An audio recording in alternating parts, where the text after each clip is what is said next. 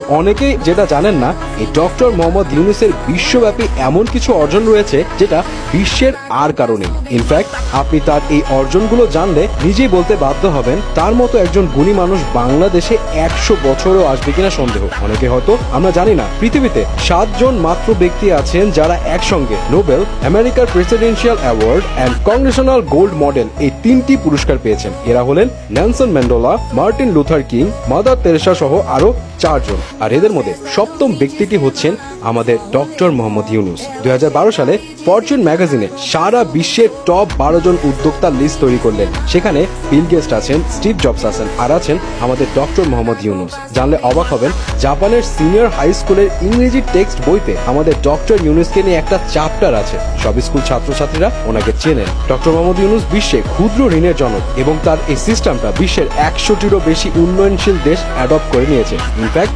যুক্তরাষ্ট্রের মতো উন্নত দেশ এই ক্ষুদ্র ঋণ সিস্টেম ইকোনমিক ডেভেলপমেন্টের জন্য চালু করেছে। তার এই ক্ষুদ্র ঋণের টার্গেট ছিল দরিদ্র মানুষেরা যাতে ক্ষুদ্র ব্যবসার জন্য দীর্ঘমেয়াদী কিস্তিতে স্বল্প সুদে ঋণ পাওয়ার অধিকার পায় এবং সমাজে ধনী ও দরিদ্রের যে ব্যাপক বৈষম্য সেটা দূর হয়। এছাড়া দরিদ্রের বিরুদ্ধে লড়াইয়ের প্রযুক্তিও যে ভূমিকা রাখতে পারে এমন দূরদৃষ্টি সম্পন্ন উদ্যোগের কৃতিত্ব দেওয়া যেতে পারে অধ্যাপক ইউনূসকে। যেমন যখন মোবাইল ফোন বিশ্বের যে কোনো দেশে বিলাস পণ্য হিসেবে